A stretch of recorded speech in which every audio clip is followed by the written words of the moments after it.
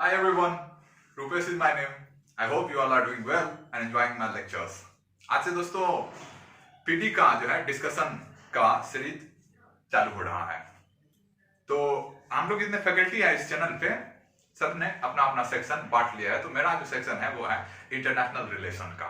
तो international relation में अगर आप उसका वो कंटेंट लिस्ट देखिएगा तो उसमें आपको लगभग 15 से 16 कंटेंट मिलेगा। तो उसमें एक वीडियो में 2 या 3 कंटेंट को लेके 4 या 5 वीडियो में हम टोटल इंटरनेशनल रिलेशन को डिस्कस करने वाले हैं। तो चलिए उसी में जो है पहला टॉपिक वो है पेरिस समझौते की 5वीं वर्षगांठ पे।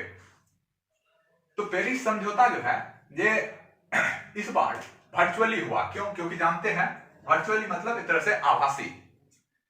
तो वर्चुअली क्यों हुआ? क्योंकि कोविड का टाइम था, कोविड एरा चल रहा था। तो उसके कारण इस बार 12 दिसंबर 2020 को जो है पेरिस समझौते की 5वीं वर्षगांठ हुई। और यहां से ये कॉमन सेंस है, अगर 12 दिसंबर को 2020 को 5वीं वर्षगांठ हो रही है तो इसका फर्स्ट कब हुआ होगा?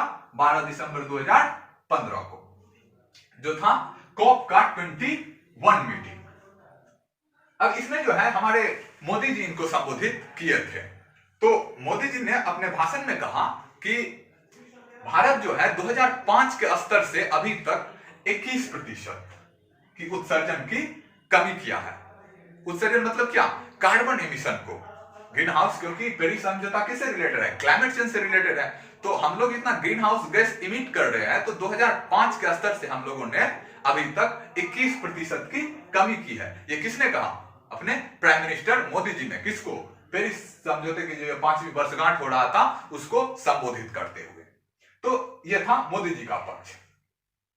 इसके बाद एक चीज है, कोप 21 हो गया 2015 में और कोप 22 होता है फिर 2016 में।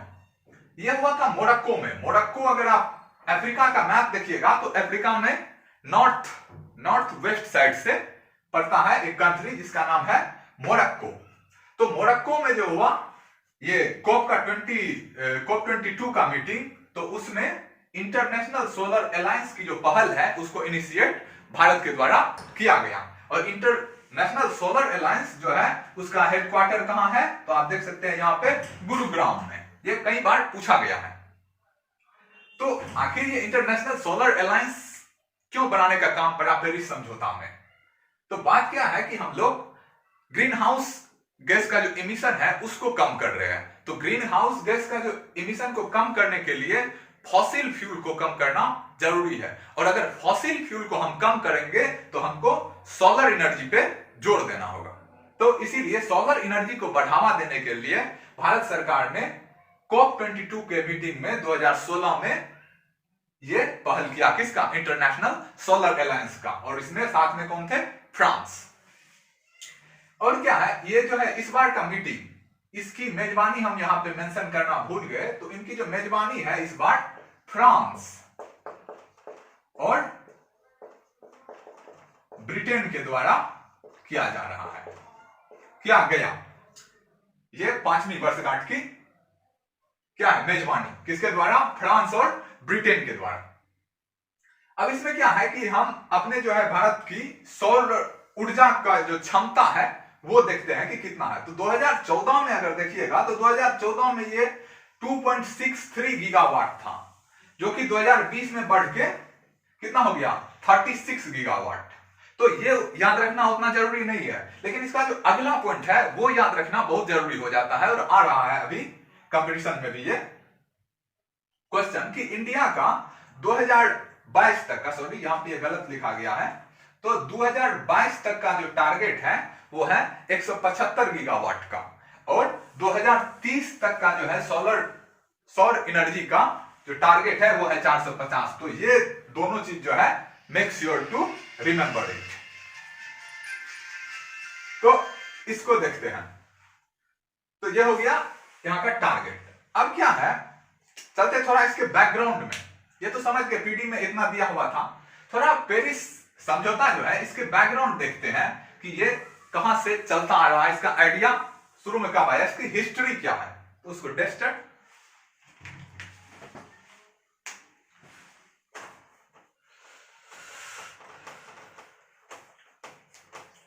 तो इसके थोड़े इतिहास को देखते हैं हम लोग।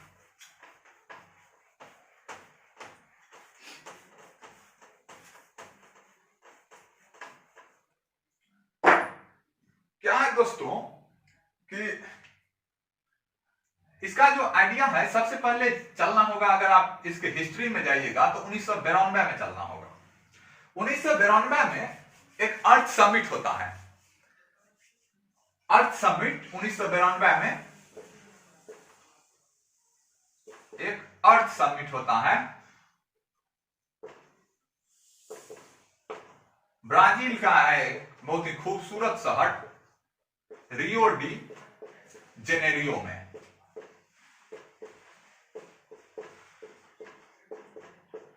सबसे पहले क्लाइमेट चेंज को मतलब क्या कहते हैं, इस पे जो एक बार अटेंशन गया वर्ल्ड लीडर का, वो इस मीटिंग में था। तभी सबको क्लाइमेट चेंज से आने वाली परेशानियों का एहसास तो था, लेकिन तब इतनी अर्जेंसी नहीं थी। तो क्लाइमेट चेंज 1992 में ये अर्थ समिट होता है और यहां पे सारे वर्ल्ड लीडर मिलते हैं और यहां से निकलता है एक 3 पॉइंट जो कि लीगल बाइंडिंग होता है। लीगली बाइंडिंग होता है सबके लिए। ये लीगली बाइंडिंग होता है। ये मेन है कि आप 3 को पॉइंट को देखिए, ये क्या सब है। तो इसमें पहला है United Nation convention to combat desertification.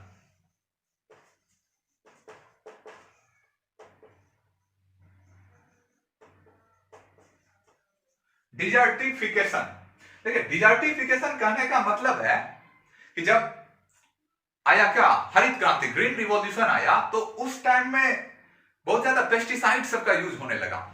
और अभी पंजाब सब में बोला जा रहा है कि 20 साल 25 साल जाते जाते वहां की जो मिट्टी है उसकी उर्वरता बहुत घट जाएगी। क्यों? क्योंकि वहां पे हाईली पेस्टिसाइड्स का यूज हो रहा है।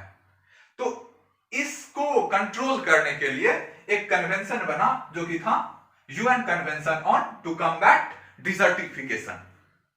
सेकेंड बना बायोडायवर्सिटी के लिए।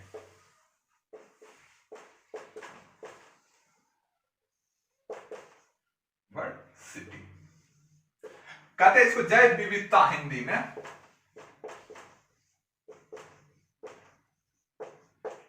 जैव विविधता को कंट्रोल करने के लिए। और थर्ड जो है, जहां से ये आइडिया आता है किसका, कोप का, तो वो है UNFCCC। इसका अगर फुल फॉर्म देखिएगा तो ये हो जाता है United nation framework convention on climate change. तो ये 3 को इससे लीगली बाइंडिंग पॉइंट निकल के आता है। किससे? ये अर्थ समिट 1992 के। और ये जो इसमें निकलता है UNFCCC, United nation framework convention on climate change, ये फोर्स में आता है 1994 में। और इसी UNFCCC का जो मीटिंग होता है इसी को कहते हैं कॉप। ये इसके तहत जो UNFCCC का जो मीटिंग हुआ इसको कॉप कहा गया, कॉन्फ्रेंस ऑफ पार्टीज। और कॉन्फ्रेंस ऑफ पार्टीज का अगर फर्स्ट मीटिंग देखिएगा, अब थोड़ा यहां से क्योटो प्रोटोकॉल समझते हैं कि वो क्या है। तो यहां से अगर आप देखिएगा कोप 1992 में इसका आइडिया आया और 1994 में जाके ये फाइनलाइज होता है, मतलब इंटर इनटू फोर्स होता है। और 1995 में इसका जो है फर्स्ट मीटिंग बर्लिन में होता है। जर्मनी का कैपिटल है बर्लिन। तो 1995 में 1992 में इसका आइडिया आया, 1994 में किसका आइडिया, UNFCCC का। फिर उसके बाद जो मीटिंग होता है उसको बोलता है कॉन्फ्रेंस ऑफ पार्टीज। और उसका जो फर्स्ट मीटिंग हुआ वो हुआ बर्लिन में 1995 में। इसका सेकेंड जो होता है COP2, यह होता है 1996 में। ये होता है जेनेवा में, और एक होता है कॉप, इसके बाद जो ये है कॉप 3, ये हो जाता है 1997 में, और ये होता है जापान का एक सिटी है क्योटो, क्योटो में होता है। और यहीं से क्योटो प्रोटोकॉल, जो आप लोग कई बार देखे होंगे प्रीवियस ईयर के लिस्ट में भी, जो क्योटो प्रोटोकॉल किससे संबंधित है, तो ये जो क्योटो प्रोटोकॉल है ये यहीं से कॉप 3 का जो मीटिंग हुआ था 1997 में जापान में, तो यहीं से ये निकल के आया क्योटो प्रोटोकॉल।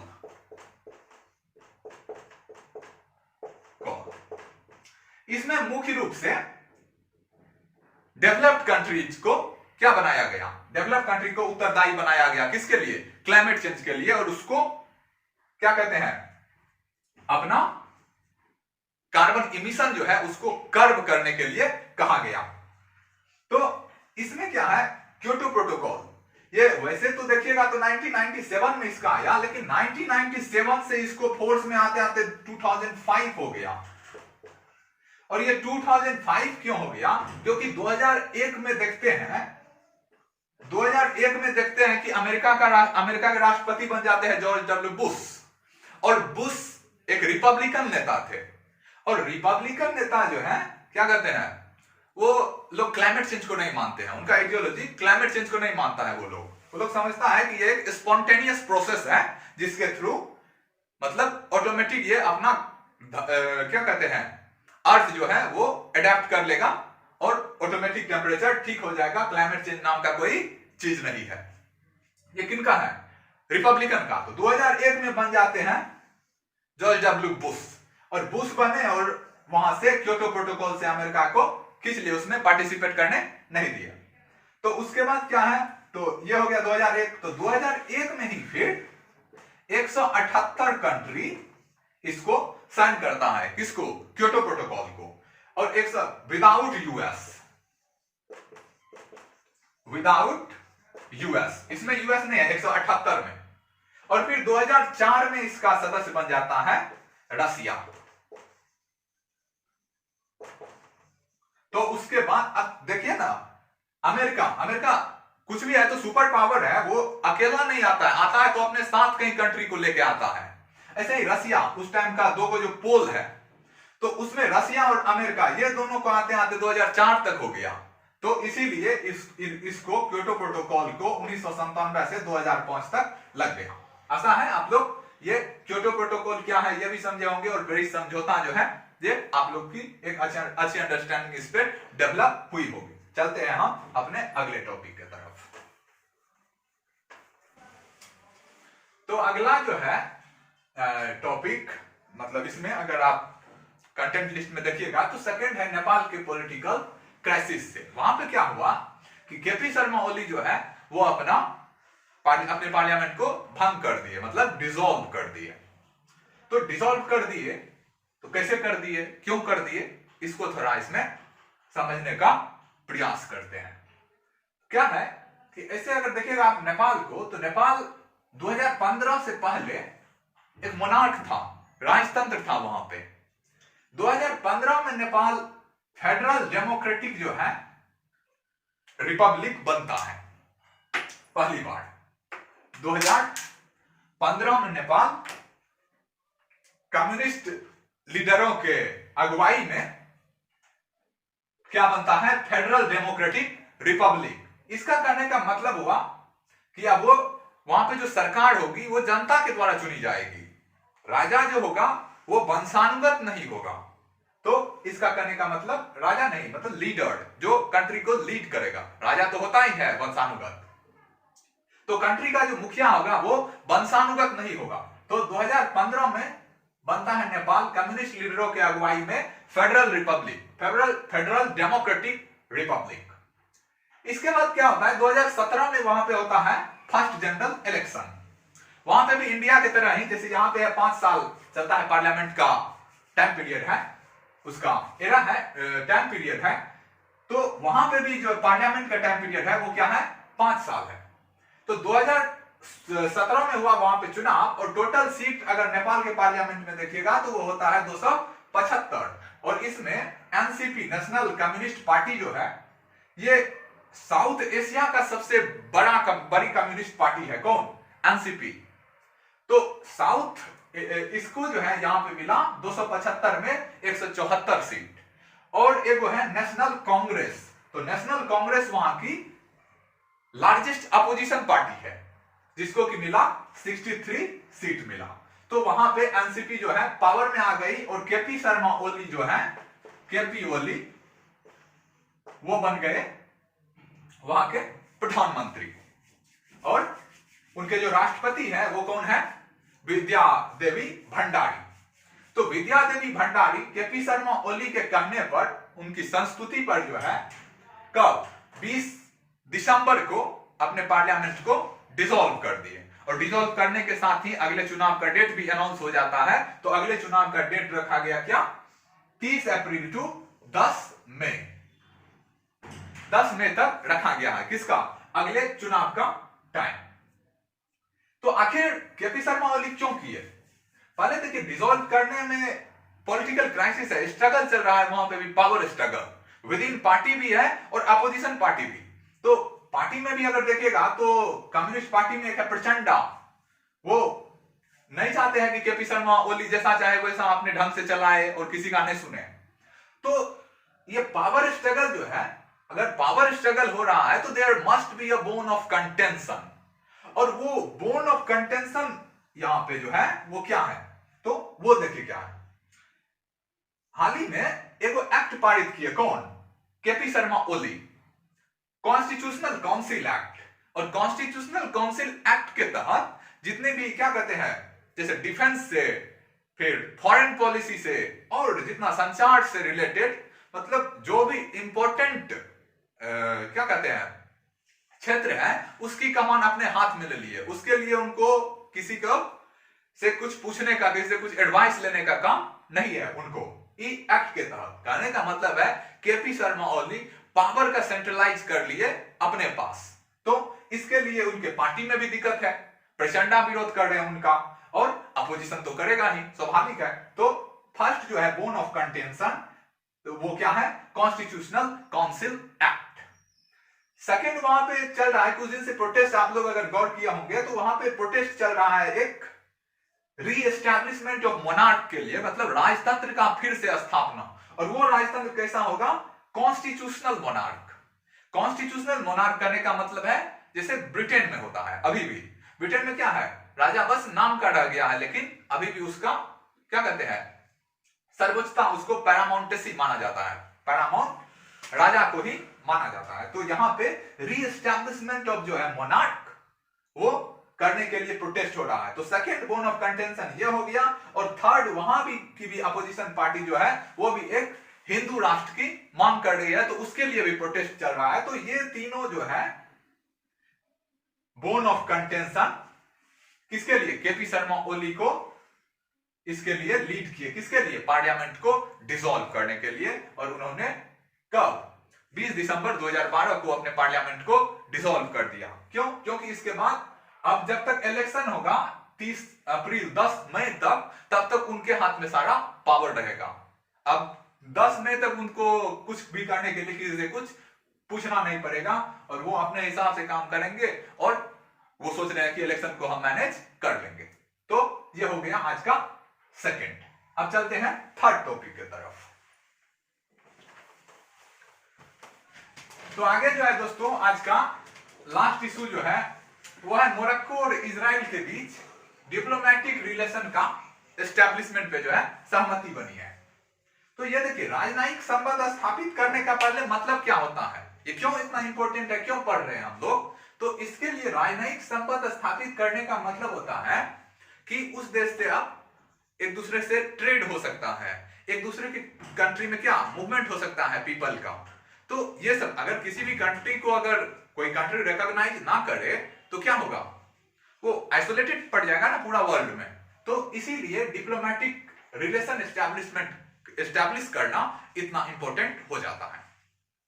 अब यहां पे है इजराइल के साथ डिप्लोमेटिक रिलेशन स्थापित करना क्यों इतना इंपॉर्टेंट है। देखिए, इजराइल क्या है ना दोस्तों, जब सेकेंड वर्ल्ड वॉर हुआ तो उसके बाद इजराइल को तो जानते हैं, यहूदियों को उसमें कितना, यहूदियों के साथ अत्याचार किया गया। तो उन लोगों के साथ बहुत ऑपरेशन हुआ, किनका? यहूदियों का। तो यहूदी जो है अपना लैंड एगो यहां पे बनाता है, कहां? फिलिस्तीन के पास। और वो लोग कहता है कि हम लोग यही के निवासी है। लेकिन क्या है कि ये जो एरिया है ये पड़ जाता है अरब वर्ल्ड में। अरब वर्ल्ड कहने का मतलब हुआ कि मुस्लिम डोमिनेटेड एरिया है वो। वहां पे जितना भी कंट्री है आसपास, आप अगर इजराइल को देखिएगा तो इजराइल के इस साइड पड़ता है सीरिया, और ऊपर में यहाँ पे एक दो कंट्री है वो भी उसको मान्यता नहीं दिया, वो भी उसको रिकॉग्नाइज नहीं करता है। लेकिन हाल ही में क्या हुआ कि अरब वर्ल्ड का यूएई, बहरीन, इस बीच में अब्राहम अकॉर्ड आ गया था न्यूज में, तो उसको आप लोग देखे होंगे। तो यूएई, बहरीन, सूडान, ये सब क्या है? एक तरह से अरब कंट्री है। और जैसे आप अफ्रीका का मैप देखिएगा तो अफ्रीका के मैप में ई कॉर्नर से जो है यहां पे नॉर्थ वेस्ट में यहां पे पड़ता है मोरक्को, ठीक। और यहां से ई, और ई सऊदी अरेबिया को लेते हुए ई क्षेत्र हो जाता है क्या? Arab world. तो थोड़े दिन के बाद हम लोग मैप भी दिखाएंगे बढ़िया से। अभी हम लोग को थोड़ी टेक्निकल कमी है उस सब की, तो हम लोग ऐसे ही मैनेज कर रहे हैं। तो क्या है कि ये पड़ता है एकदम नॉर्थ वेस्ट अफ्रीका की एक कंट्री है क्या? मोरक्को, जो कि अरब वर्ल्ड में पड़ता है। वो भी किससे? इजराइल से अपना डिप्लोमेटिक रिलेशन स्थापित कर रहा है। और वहां पे क्या है, एक तरह से देखिएगा तो रिलीजन वाला मैटर है। रिलीजन ही वहां पे क्या है? बोन ऑफ कंटेंशन है। क्यों? यहूदी और इस्लाम वहां पे एक दूसरे से लड़ रहा है। तो फिलिस्तीन जो है वो एक तरह से इस्लामिक है, और उसी के कारण जो है ना वहां पे बहुत सारा क्या कहते हैं, मिडिल ईस्ट का कंट्री, या फिर बोलिए बहुत सारा इस्लामिक कंट्री। जैसे बांग्लादेश नहीं रिकॉग्नाइज करता है अभी भी किसको? इजराइल को। भूटान भी 1-1.5 महीना पहले इसको रिकॉग्नाइज किया है, इजराइल को। तो बहुत सारा कंट्री अभी भी इसको रिकॉग्नाइज नहीं कर रहा है। तो इसमें अरब वर्ल्ड का जो है यूएई, बहरीन और सूडान के बाद फोर्थ कंट्री कौन बना? मोरक्को, जो कि नॉर्थ वेस्ट अफ्रीका का एक कंट्री है। और इन दोनों के बीच में क्या है कि इन दोनों के बीच में आर्बिट्रेटर जो थे वो थे डोनाल्ड ट्रंप। और वो भी अपना एक बहुत बड़ा अचीवमेंट मानते हैं इनको, अरब वर्ल्ड से इजराइल के रिलेशन को एस्टैब्लिश करने को। तो एक तरह से आर्बिट्रेटर इन लोगों में हो गया कौन?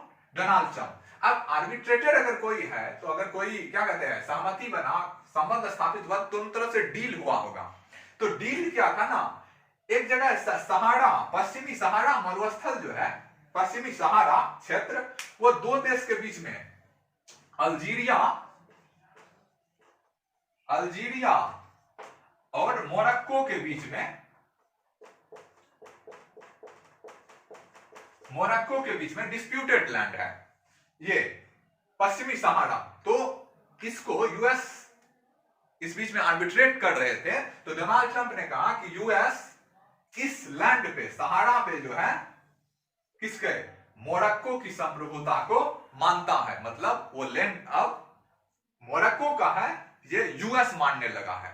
तो अगर यूएस ये मानने लगा तो इसी के बदले में मोरक्को ने क्या किया कि अपना डिप्लोमेटिक रिलेशन किससे? इजराइल से स्थापित किया और इजराइल को रिकॉग्नाइज किया। तो यही था कि क्या मोरक्को और इजराइल के बीच का राजनयिक संबंध जो स्थापित हुआ उसके विषय में। तो आज इतना ही रखते हैं, अगले दिन हम लोग चलेंगे और सारे टॉपिक के साथ। अगर आप लोग को बढ़िया लग रहा है तो अपना रिस्पॉन्स दीजिए, और अगर रिस्पॉन्स ठीक रहा तो हम इसको कंटिन्यू करेंगे। तब तक के लिए चलते हैं, बाय, मिलते हैं नेक्स्ट वीडियो।